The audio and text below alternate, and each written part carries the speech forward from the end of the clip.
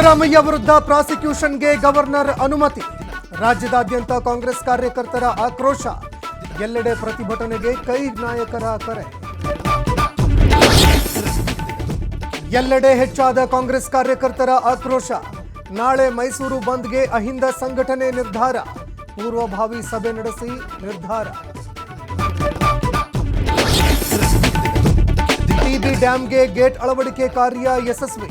35,000 ಕ್ಯೂಸೆಕ್ನಿಂದ 10 ಕ್ಯೂಸೆಕ್ಗೆ ಇಳಿದ ನೀರು ಸೋರಿಕೆ.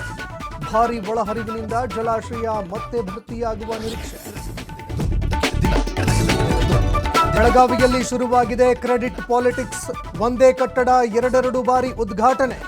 ಶಾಸಕರ ಸಂಸದರ ನಡುವೆ ಶುರುವಾದ ಸಮರ. ವಿಶ್ವದಲ್ಲಿ ಹೆಚ್ಚಳವಾಗ್ತಿದೆ ಮಂಕಿ ಪಾಕ್ಸ್ ಆತಂಕ. ಲಸಿಕೆ ಉತ್ಪಾದನೆ ಹೆಚ್ಚಳಕ್ಕೆ WHO ಸಲಹೆ. ಇತ್ತ ಭಾರತದಲ್ಲಿ ಅಂತಾರಾಷ್ಟ್ರೀಯ ಏರ್ಪೋರ್ಟ್ಗಳಲ್ಲಿ ನಿಗಾ.